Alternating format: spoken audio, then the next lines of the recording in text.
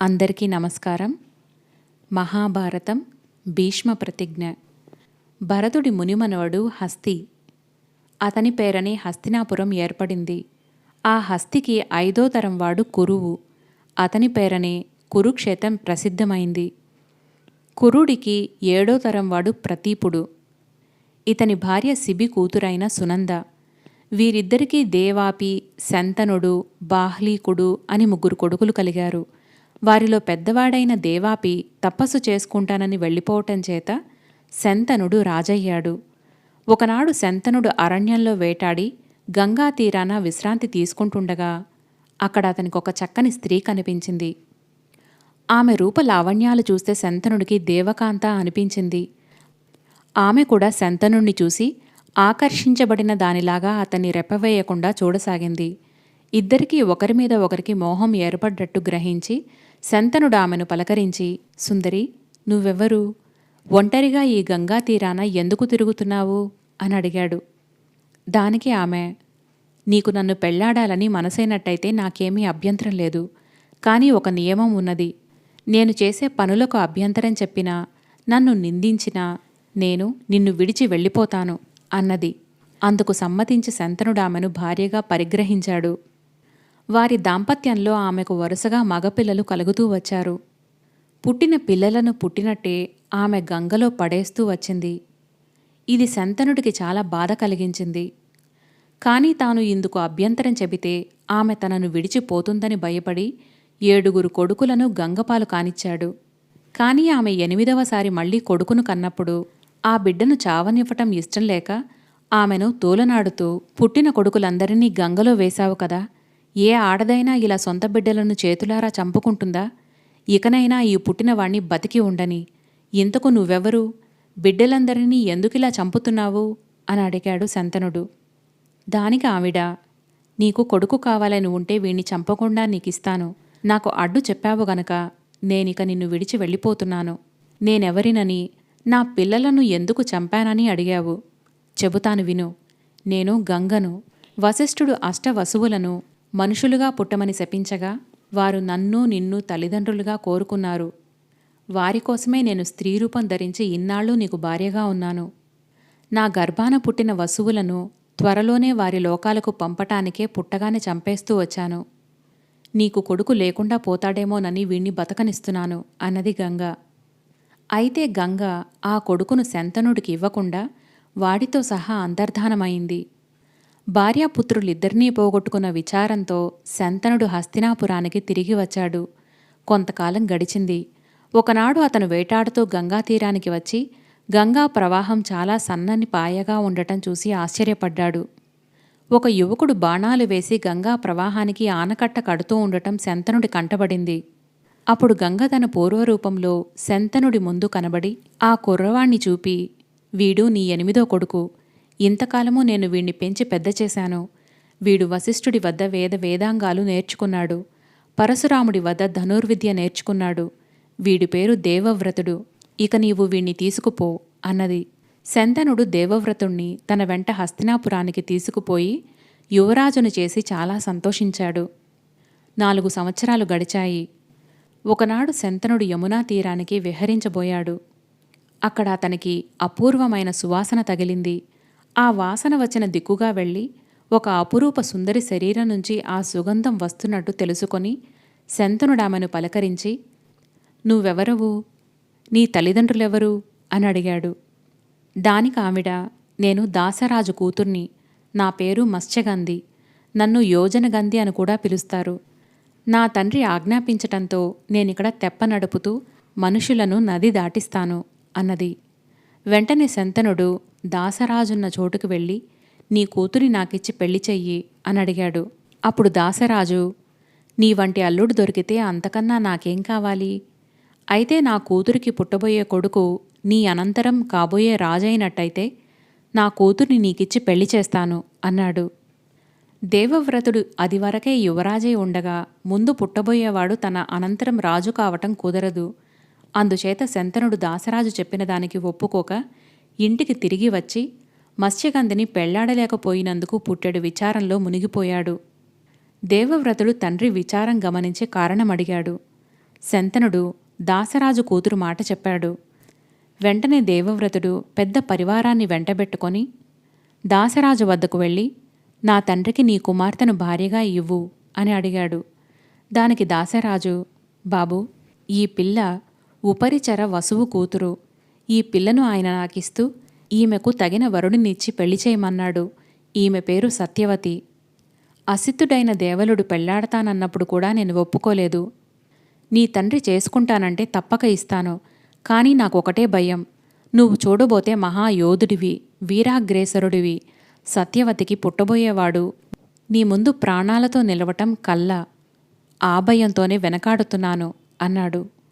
అప్పుడు దేవవ్రతుడు దాసరాజుతో, అలా అయితే నా ప్రతిజ్ఞ విను. నాకు నా తండ్రి రాజ్యం అక్కర్లేదు. సత్యవతికి పుట్టబోయేవాడే అందరితో పాటు నాకు రాజుగా ఉంటాడు. అందరి ఎదుట నేను ఈ శపథం చేస్తున్నాను అన్నాడు. దాసరాజు దేవవ్రతుడితో, ఇలాంటి ప్రతిజ్ఞ అందరూ చేయగలరా? నువ్వు రాజ్యత్యాగం చేసినా నీ సంతతి వారు ఊరుకుంటారా అన్నాడు. దానికి దేవవ్రతుడు, దాసరాజా, రాజత్యాగం చేస్తున్నానని ప్రతిజ్ఞ చేశాను. నా సంతతి గురించి భయపడుతున్నావు గనక నేను వివాహమే చేసుకోనని మరొక ప్రతిజ్ఞ చేస్తున్నాను. నాకు పిల్లలే ఉండరు. ఇక నిర్భయంగా సత్యవతిని నా తండ్రికిచ్చి పెళ్లి చెయ్యి అన్నాడు. దాసరాజు తృప్తిపడి శంతనుడికి తన కుమార్తెనిచ్చి పెళ్లి చేశాడు. ఇలా భీష్మమైన ప్రతిజ్ఞ చేసిన కారణంగా దేవవ్రతుడికి భీష్ముడనే పేరు సార్థకమయ్యింది. శంతనుడు సత్యవతి యందు చిత్రాంగదుడు, విచిత్రవీర్యుడు అనే 2 కొడుకులను కని వారింకా పిల్లలుగా ఉండగానే చనిపోయాడు.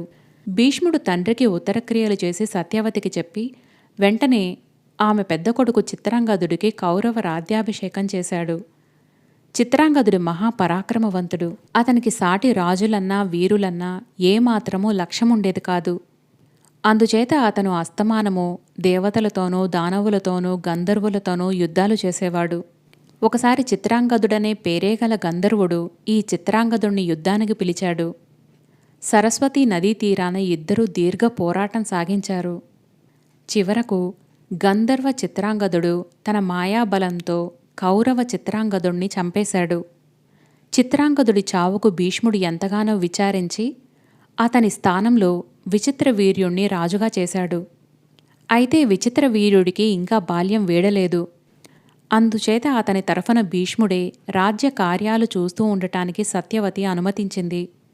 విచిత్రవీర్యుడు కూడా భీష్ముడి సలహాలను తూచా తప్పకుండా పాటిస్తూ రాజ్యపాలన చేశాడు. కాలక్రమాన విచిత్రవీర్యుడికి వివాహయోగ్యమైన వయసు వచ్చింది. అదే సమయంలో కాశీరాజు తన కుమార్తెలైన అంబ, అంబిక, అంబాలికలకు స్వయంవరం జరుపుతున్నానని చాటింపు వేశాడు. ఈ సంగతి తెలిసి భీష్ముడు సత్యవతితో చెప్పి రథం మీద కాశీనగరానికి బయలుదేరి వెళ్ళాడు. స్వయంవరానికి అనేక మంది వచ్చి స్వయంవర మందిరంలో చేరారు. భీష్ముడు కూడా అక్కడికి చేరాడు. కాశీరాజు కుమార్తెలకు వచ్చిన వారి వివరాలు చెబుతున్నాడు. అప్పుడు భీష్ముడు, నేనీ కన్యలను నా తమ్ముడికిచ్చి పెళ్లి చేయటానికి తీసుకువెళుతున్నాను అని ప్రకటించి అంబను, అంబికను, అంబాలికలను తన రథంలోకి ఎక్కించుకొని అక్కడ చేరిన రాజులతో, ఈ కన్యకలను విడిపించటానికి శక్తిగలవారు నాతో యుద్ధం చేసి నన్ను జయించండి అని సవాలు చేశాడు. అందరూ యుద్ధ సన్నద్ధులై ఒక్కసారిగా అతని పైకి వచ్చారు. భీష్ముడు అంతమంది నుంచి తనను రక్షించుకోవటమే కాక కొందరిని చంపి కొందరిని గాయపరిచి బీభత్సం కలిగించి కాశీరాజు కూతుళ్లతో సహా హస్తినాపురానికి బయలుదేరాడు. అందరూ ఓడిపోయాక సాళ్వుడు అతన్ని ఎదిరించి ప్రాణాలతో తప్పించుకుపోయాడు. హస్తినాపురం చేరగానే భీష్ముడు సత్యవతితో సంప్రదించి కాశీరాజు కుమార్తెలను ముగ్గురిని విచిత్రవీర్యుడికిచ్చి పెళ్లి చేయ నిశ్చయించాడు. అప్పుడు వారిలో పెద్దదైన అంబ, నేను అది వరకే సాళ్వుణ్ణి వరించాను. అతను కూడా నాపై ప్రేమగా ఉన్నాడు. స్వయంవరం సక్రమంగా జరిగి ఉన్నట్టయితే అతన్నే నేను వరించేదాన్ని. నన్ను అసహాయురాలిని చేసి తీసుకువచ్చావు. ఇప్పటికైనా నా కోరిక చెల్లించడం నీకు ధర్మం అని భీష్ముడితో అన్నది. భీష్ముడు మంత్రులతోనూ పురోహితులతోనూ బంధువర్గంతోనూ ఆలోచించి వారు అనుమతించగా అమ్మను సాళ్వుడి వద్దకు పంపేసి అంబికను, అంబాలికను విచిత్రవీర్యుడికిచ్చి పెళ్లి చేశాడు. వారిని పెళ్లి చేసుకున్న విచిత్రవీర్యుడు బొత్తిగా స్త్రీలోలుడైపోయి రాజ్య కార్యాలను విడిచిపుచ్చి తన భార్యలతోనే కాలం గడపసాగాడు. అతనికి కాలక్రమాన క్షయవ్యాధి సంప్రాప్తమై దానితోనే అతను మరణించాడు. భీష్ముడు మరొకసారి తన తమ్ముడికి ఉత్తరక్రియలు చేసి పుత్రశోకంతో విలపించే సత్యవతిని ఓదార్చాడు. కొంతకాలమయ్యాక సత్యవతి భీష్ముడితో, నాయనా, మీ తండ్రి వంశాన్ని నిలబెట్టటానికి, ఆయనకు పిండాలు వెయ్యటానికి నువ్వు ఒక్కడివే మిగిలావు. ఆపద్ధర్మంగా అంబికా అంబాలికల యందు నువ్వు సంతానం కను. అది సమ్మతం కాకపోతే తగిన కన్యను పెళ్లాడి వంశం నిలబెట్టు అన్నది. భీష్ముడిందుకు సమ్మతించలేదు. నేను చేసిన ప్రతిజ్ఞ తప్పను. ఇంద్రపదవి ఇస్తానన్నా నా నిర్ణయం మారదు. నువ్వు ఆపద్ధర్మమని చెప్పేది అక్షరాల అధర్మం. ఇంకొక ఆపద్ధర్మం ఉన్నది. దాన్నైనా పెద్దలను, ఆప్తులను, మంత్రులను విచారించి మరీ అమలు చెయ్యాలి. ఆ ఆపద్ధర్మం ఏమిటంటే, వంశం నిలబెట్టడానికి మీ కోడళ్ళు ఉత్తమ బ్రాహ్మణుల ద్వారా సంతానం పొందవచ్చు. పూర్వం పరశురాముడు ప్రపంచంలోని క్షత్రియులందరినీ చంపినప్పుడు చనిపోయిన వారి భార్యలు బ్రాహ్మణోత్తముల ద్వారా సంతానం పొంది క్షత్రియ వంశాలు నిలబెట్టారు. మనం కూడా అలాగే చేయవచ్చు అన్నాడతను.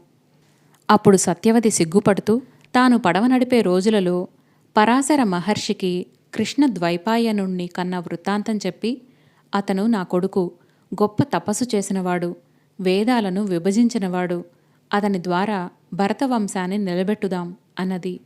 అందుకు భీష్ముడు సమ్మతించాడు. సత్యవతి తలుచుకోగానే కృష్ణ ద్వైపాయనుడనే వ్యాసుడు వచ్చి, అమ్మా, నన్నెందుకు తలుచుకున్నావు అని అడిగాడు. సత్యవతి ఆయనకు తన ఉద్దేశం చెప్పింది. వ్యాసుడు సమ్మతించాడు. తర్వాత సత్యవతి అంబికను పిలిచి ఆమె వద్దకు ఆ రాత్రి బావ వస్తాడని, అతనికి సంతానం కని వంశం నిలబెట్టమని చెప్పింది. బావ అంటే భీష్ముడే కాబోలునని అంబిక అనుకున్నది. కాని ఆ రాత్రి ఆమె గదిలోకి వ్యాసుడు వచ్చాడు. వ్యాసుడి గడ్డము, నల్లని ఆకారము, ఎర్రని కళ్ళు చూసి అంబిక భయపడి కళ్ళు గట్టిగా మూసుకున్నది. ఆమె వ్యాసుణ్ణి అంతకు పూర్వం చూసి ఉండలేదు. ఆమె కళ్ళు మూసుకున్న దోషం చేత ఆమెకు పుట్టిన ధృతరాష్ట్రుడు పుట్టుగుడ్డి అయ్యాడు. ఇది చూసి సత్యవతి హతాసురాలై మళ్ళా వ్యాసుణ్ణి తలుచుకున్నది. ఈసారి ఆమె అంబాలికతో, ఈ రాత్రి నీ వద్దకు ఒక ముని వస్తాడు.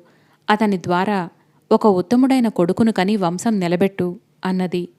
ఆ రాత్రి అంబాలిక వ్యాసుడి అవతారం చూసి కళ్ళు మూసుకోలేదు కాని వెలవెలపోయింది. దాని ఫలితంగా తెల్లని శరీరంతో పాండుడు పుట్టాడు. సత్యవతికి తృప్తి కలగలేదు. ఆమె మరొకసారి అంబికను హెచ్చరిస్తూ, ఈసారైనా మునికి తగిన కొడుకును కను అన్నది. కాని వ్యాసుణ్ణి తలుచుకుంటే కంపరం పుట్టుకొచ్చి ఆమె ఆ రాత్రి తన దాసీని తన పడక గదిలో ఉంచింది. ఆ దాసిదానికి వ్యాసుడి వల్ల విదురుడు పుట్టాడు.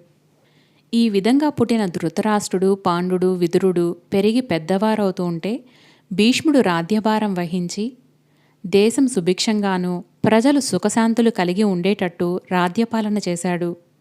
భీష్ముడు వారికి క్షత్రియోచిత విద్యలు, వేదాంగాలు, నీతిశాస్త్రాలు నేర్పించాడు.